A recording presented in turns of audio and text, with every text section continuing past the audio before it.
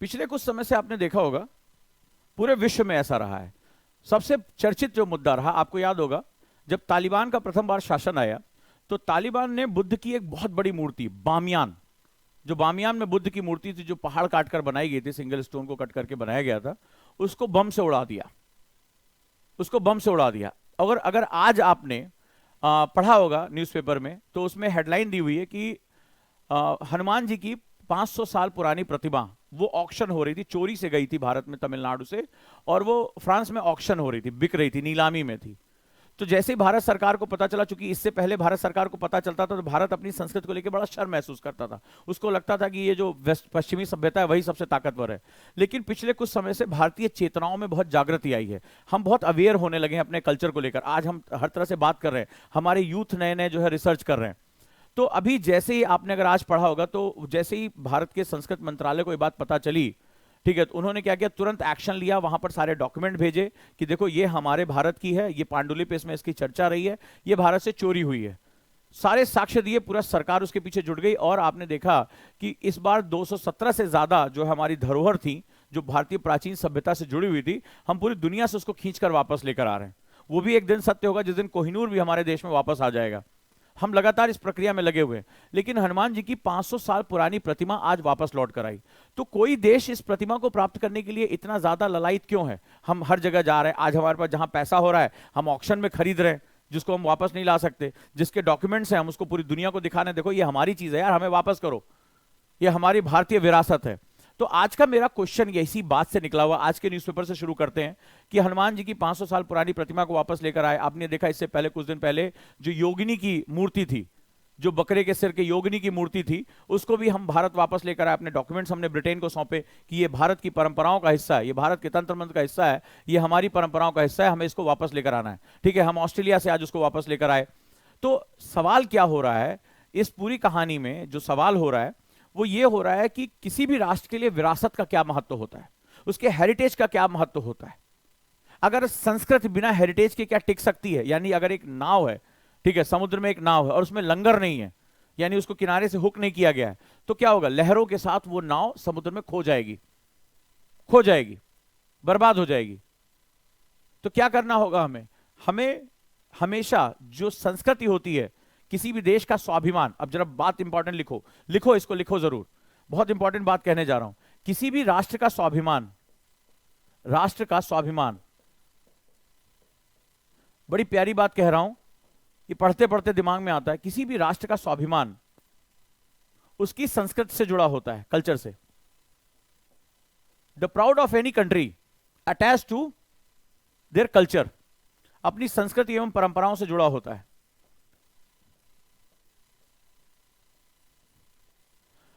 और इसका जो लंगर होता है, हुक होता है, वो उसकी विरासत में जुड़ा होता है,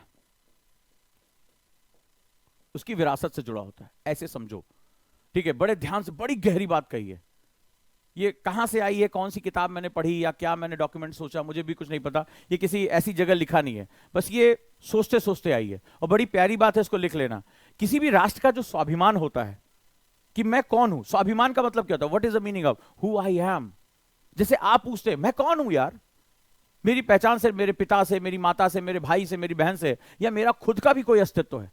तो स्वाभिमान अस्तित्व की बात करता, बड़ी खूबसूरत बात कह रहा हूं, स्वाभिमान अस्तित्व की बात करता। Who I am in this world order. I am just a south Asian country, ना ना ना, आई एम इंडिया। मैं सिर्फ साउथ एशियन कंट्री हूं, ओह एक छोटा सा 2.4% मेरे पास जगह है, ना ना ना, 17.5% आबादी है, oh no no no no, I am India. Indian Ocean मेरे नाम पर पड़ा हुआ है, मैं भारत हूं, और मैं मुकुट स्थित रखता हूं, क्राइन पोजीशन रखता हूं, आधा हिस्सा मेरा सागर में, आधा हिस्सा मेरा लैंड में। मैं आर्यावर्त हूं, मैं जम्बू द्वीप हूं, मैं वो हूं जो दुनिया के तमाम धर्मों की जननी रही है, मैं वो हूं जो मानव को, आत्मा को, सभी की व्याख्या करने की ताकत रखता हूं। मैं पेड़ पौधे पशु पक्षी सबके बारे में सोचने की आस्था रखता हूं। मैं वो हूं जो समस्त परंपराओं की अलग अलग रास्ते बनाने की हैसियत रखता हूं। हमारे एक रास्ते पर लड़ाई नहीं होती है, हम अलग अलग रास्तों से भी उन्नति कर सकते हैं। मैं वो हूं जो सगुण और निर्गुण दोनों को देख सकता हूं, मैं वो राष्ट्र हूं। तो जब राष्ट्र खुद को पहचानता, खुद के अस्तित्व को पहचानता, अगर बात अच्छी लगी है तो कहिए सर, हाँ कुछ नई बात कही है, कुछ तारीफ की बात कही है, आह वाह तो करते रहो। लगे तो जिंदा लोगों को पढ़ा रहा हूं या मुर्दों की महफिल में मैं शायरी सुना रहा हूं, तो कुछ आह वाह करते रहा करो कि कुछ बात कही है सर।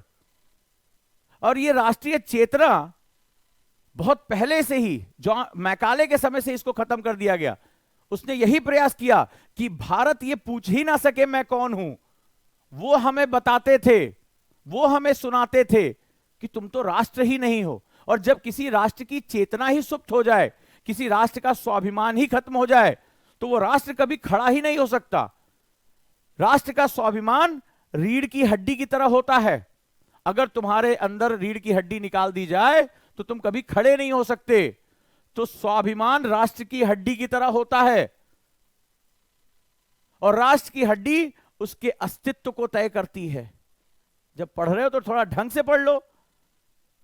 कोई टीचर खड़ा होगा, वो जेएनयू की किताबों से उठाकर कुछ तुम्हें पढ़ा देगा।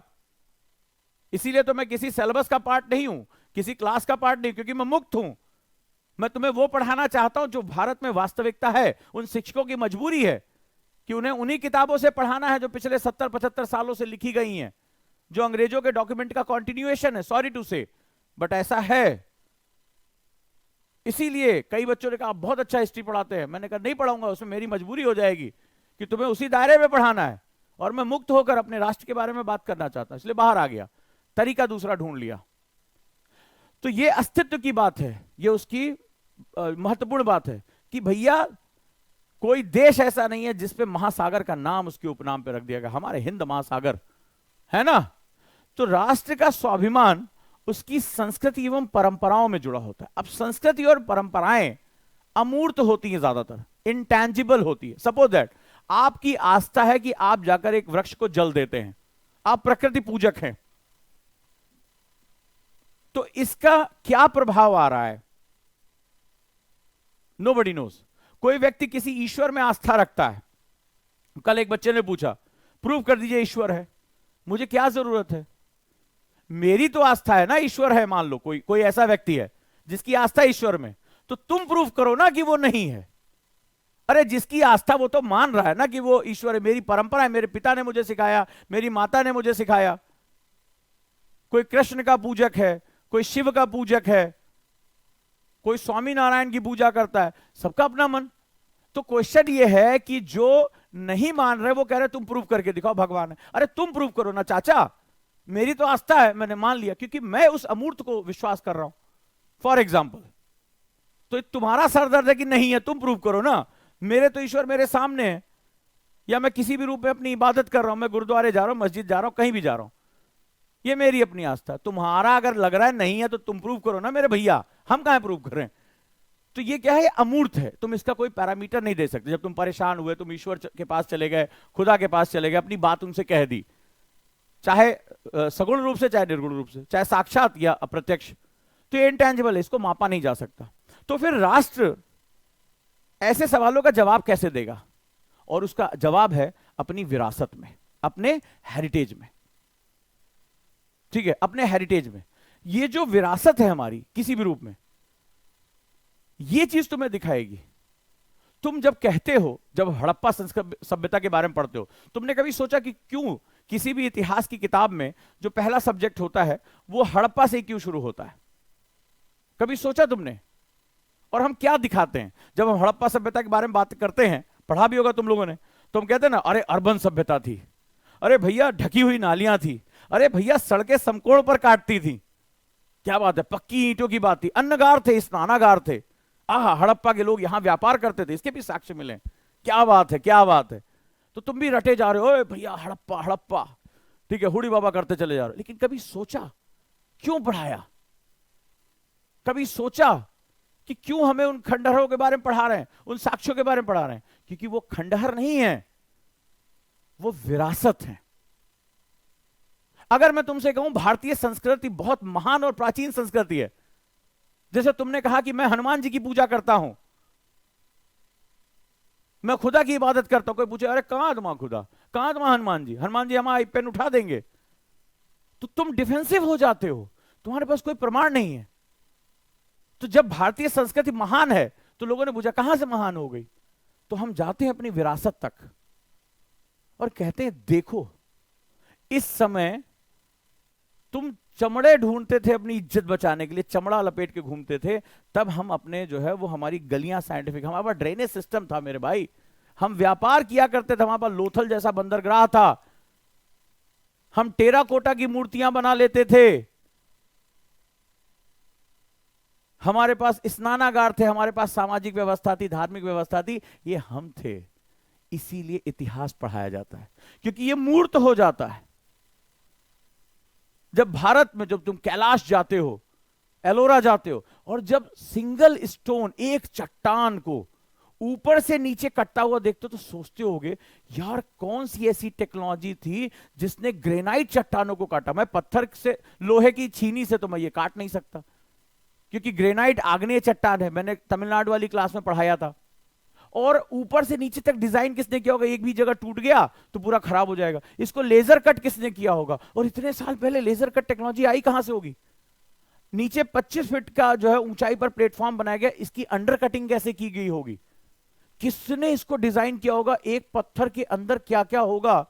बाहर नहीं, हम मकान बनाते हैं नीचे से ऊपर, वो उसको बनाया गया ऊपर से नीचे, यानी इसकी कहीं कंप्यूटर डिजाइन तैयार की गई होगी, वो टेक्नोलॉजी कहां थी। तो जब तुम पूछते अरे भारत क्या था, जब अंग्रेज पूछते थे, तंबाकू नहीं खाते थे बेचारे, ठीक है, सिगार पिया करते थे, भारत क्या था, राष्ट्र हो ही नहीं सकता था, क्या है भारत, सपेरों का देश था। हाँ बेटा, सपेरे बीन बजा बजा के उन्होंने सांपों से वो मंदिर खुदवा रखा था, नागराज थे ना सारे के सारे, और तुम सुपर कमांडो ध्रुव थे।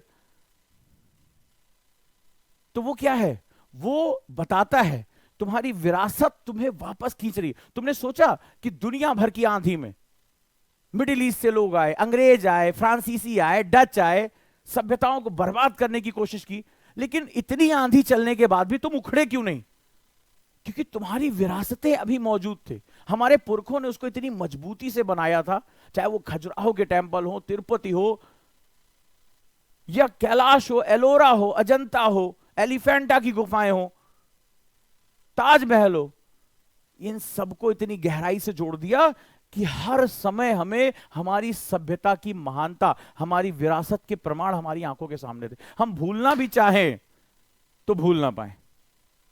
तभी तो गाना बना, तुझे भूलना तो चाहा लेकिन भुला ना पाए, जितना भुलाना चाहा तुम उतना याद आए। तो ये भारतीय संस्कृति विरासत के बारे में बात हो रही है, ठीक है।